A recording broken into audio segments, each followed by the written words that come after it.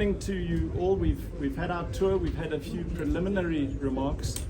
Allow me just to make a few remarks in closing before we disperse. What is important for me is to recount the factual history, first of all. This was an idea conceived way back in 2012, when the then council wanted to formalize this area. A contract was then subsequently entered into with Terracotta, represented by Mr. Shabalala here today. For reasons that are not relevant for us today, certainly not relevant to me and most of the councillors here today, because we were not in office, the contract did not go as planned. And there was a lot of dissatisfaction regarding the contract. And I'm not going to apportion blame this morning, but that is part of the factual history.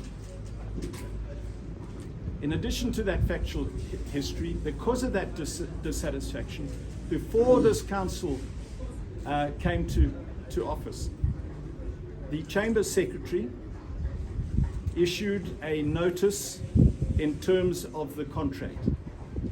That notice expires in March. That notice is still valid.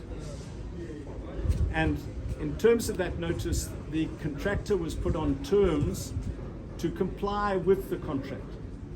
Now, the reason I'm going into this detail, Town Clerk, is because we are all aware of the media speculation and a lot of rumors that are flying around that are not based on fact or on truth.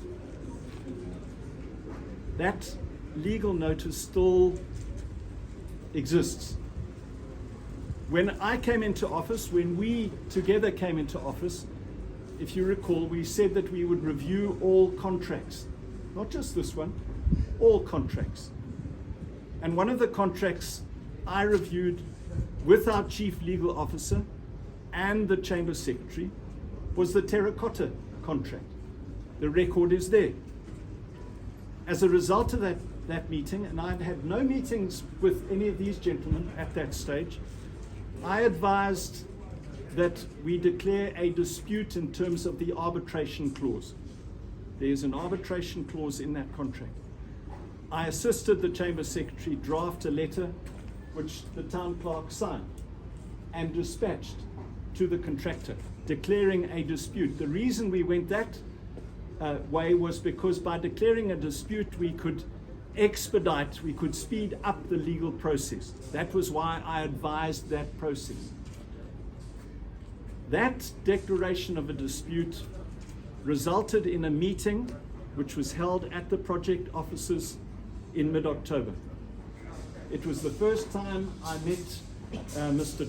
John McCormick, who is over there, Mr. Jason McCormick. I'd known Mr. Shabalala from completely unrelated matters concerning a property in Burnside from time before, but that was the only contact I'd ever had with Mr. Shabalala or his partner, Mr. Moya. Mr. Moya. In that meeting at the project offices, which was completely transparent, the doors were open, we discussed the legal issues and our dissatisfaction. And I was given, and the Town Clerk was given, assurances by McCormick Property Developers, who I have subsequently done my own due diligence on, that they would now meet their targets. There were all sorts of reasons why they had not in the past, but McCormick Property Development, which is a large South African company, gave the undertaking. And all of us who are here today can see with our own eyes the difference between what we see today and what we saw when we were first given the tour in September. In September, it was a desert.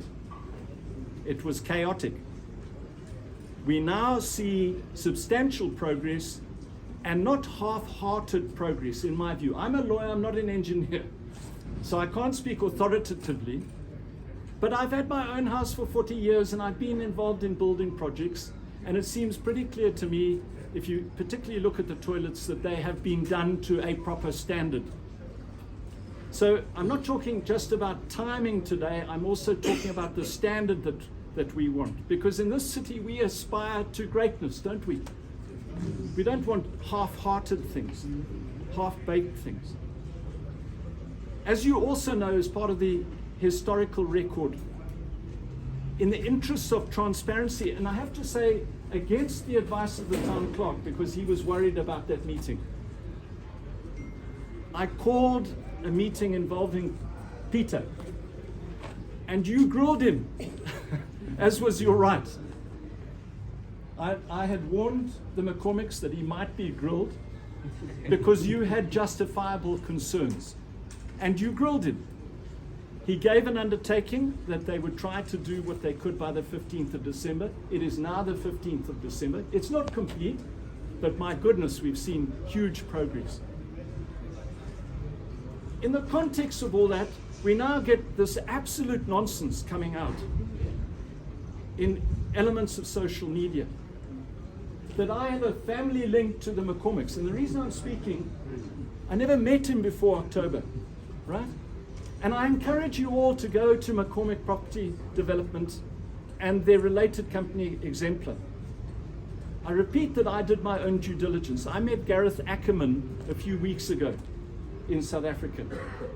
Gareth Ackerman is the chair of Pick n Pay. They have no contact, no business tied to McCormick. And I said, is McCormick Property Developers a business which does the job one expects of them? Do they act with integrity? He said, absolutely. Completely separate person who's got no interest in this. I needed to satisfy myself. Although I was impressed by them, I needed independent satisfaction.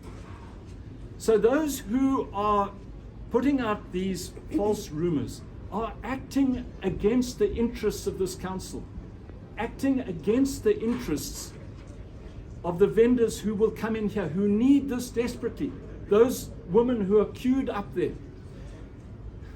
Now, I ask that we go forward positively.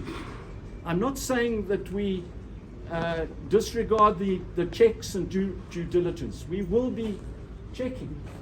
We've resolved in our General Purpose Committee that we will be conducting a review before the end of January, and we will do that.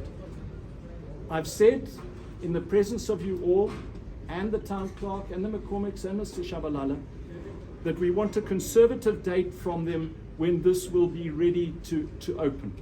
I say conservative, we want an absolutely certain date that it will be open by a particular date, probably in January, I don't know.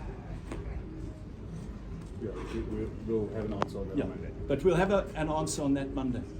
And what I'm suggesting is that on that date, we formally commission this. We get the vendors, we have the task as council of fairly, with transparency, identifying the 400 vendors who will come in here. It must be fair, it must be a transparent process, so that they come in here and we have a day when they occupy these stalls, they're allocated their stores, they get their wares in their stores, and then on that day we have a formal commissioning. We have the gates closed, the fences closed. When we finished our commissioning, we open to the public, and the public can see tangible development. Let me close with these words. People are not interested in partisan or personal politics in this city. They are interested solely in development, proper development, not half-baked development. And if we work together on this, we will achieve that. So we wait for you to know those dates, not just on phase 1A, but phase 1B, phase 1C, and then phase 2 and phase 3, because we must complete this totally at the earliest possible time. Siyabonga.